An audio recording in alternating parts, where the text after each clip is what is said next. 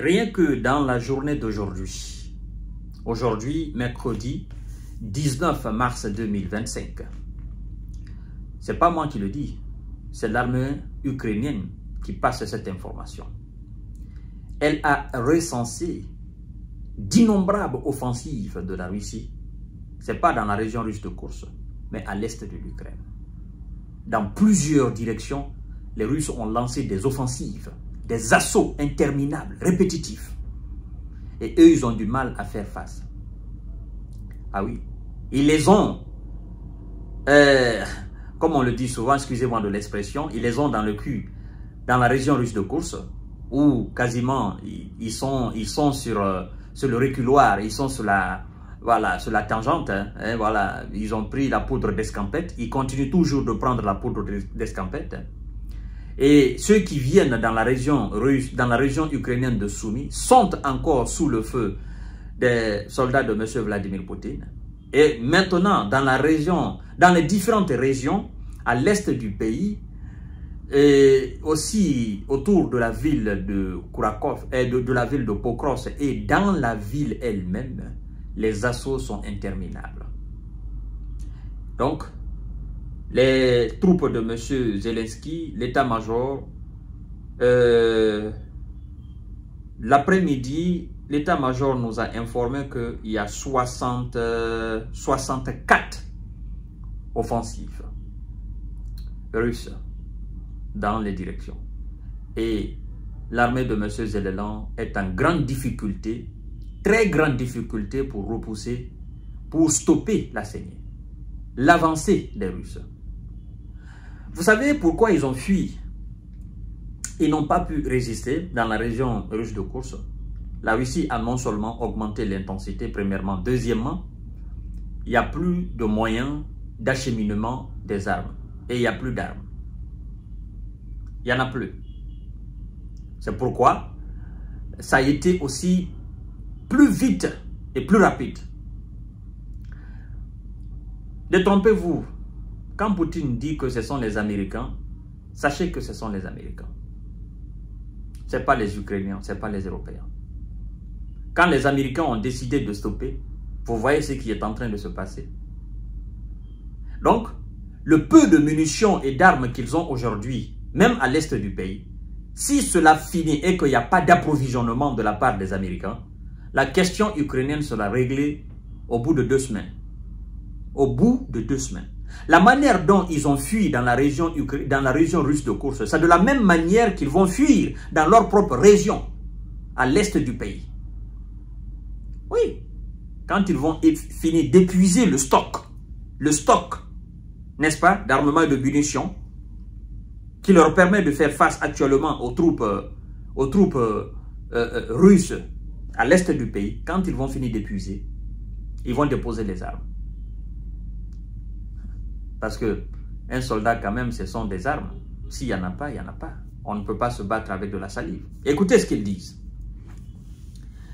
Les Ukrainiens font état de plus de 60 offensives russes depuis le début de la journée.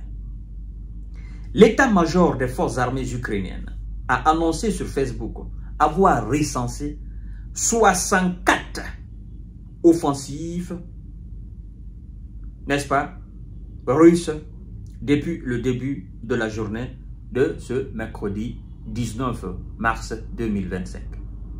Et l'état-major nous informe qu'il essaye tant bien que mal de contenir les assauts.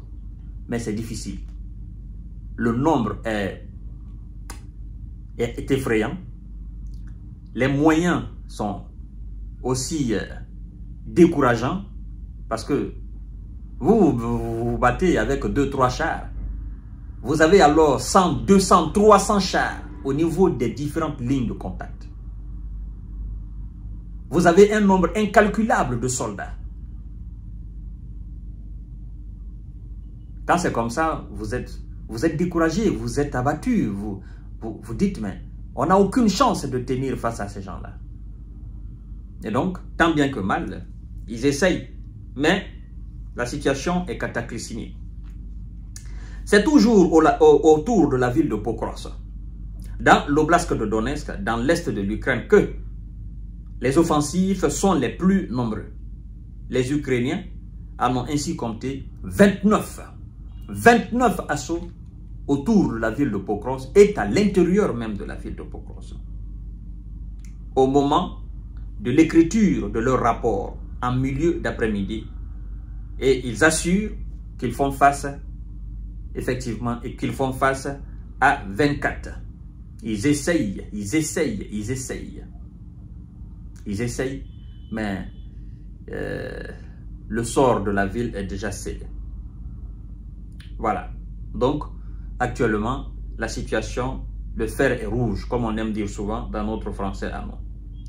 Donc, l'armée ukrainienne fait également état d'offensives russes dans les régions de Novo-Pavlivka, de Kharkiv, de Kupiansk, 3, de Liman, 4 et Toretsk, 5.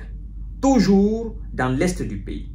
Plus au sud, l'armée russe a également attaqué dans les régions de Ouliapol, ça fait 6, et Ourikiv, ça fait 7, dans l'oblast de Zaporizhzhia. Les Ukrainiens signalent également plusieurs offensives de l'armée russe au sol et dans les airs dans l'oblast de Kursk en Russie.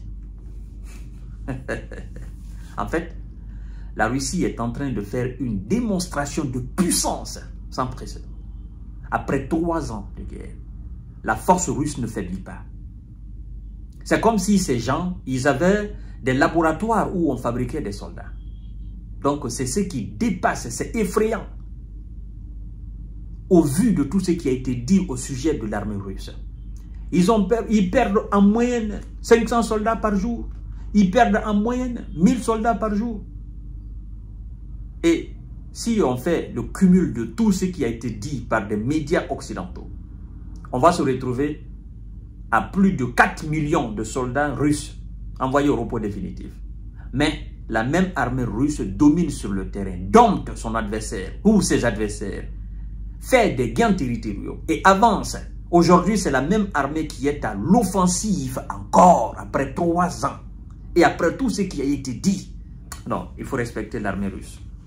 C'est la première puissance militaire de notre planète Terre d'aujourd'hui. La première puissance militaire de notre planète Terre d'aujourd'hui. 3 ans de guerre. C'est une armée endurcie. C'est une armée expérimentée. C'est une armée qui a toutes les qualités aujourd'hui d'une véritable armée. Je vous parle de 3 ans de guerre intense, avec des armes les plus modernes, les plus sophistiquées. Ce qui n'a pas encore été utilisé dans l'opération spéciale, ce sont des armes nucléaires tactiques et stratégiques. Du côté russe comme du côté américain. Donc, tout ce que les Américains souhaitaient avant le début de l'opération, expérimenter en termes d'armes, ils ont tout fait. Mais tout ce que la Russie aussi voulait expérimenter, elle a tout expérimenté. Donc, les deux expérimentations, l'expérimentation russe a dompté l'expérimentation américaine sur le sol ukrainien. Tout ce que les Européens, les Français, les Allemands, les Britanniques, tout ce que les Européens voulaient expérimenter, les Sud-Coréens, les Australiens, les Canadiens, toutes les armes qui étaient encore à l'état d'expérimentation, toutes ces armes ont été expérimentées sur le territoire ukrainien face aux Russes, mais l'expérimentation de la Russie en termes d'armes, en termes de munitions, en termes de bombes, ça a dompté l'expérimentation occidentale. Et c'est ce qui effraie les Occidentaux. Ils se disent, tout ce que nous avons voulu expérimenter, nous avons expérimenté. Mais même dans ce domaine d'expérimentation, la Russie nous a dominés complètement. Ouais, c'est ça la réalité, mesdames et messieurs. Je vous reviens tout à l'heure pour notre série d'informations. Merci.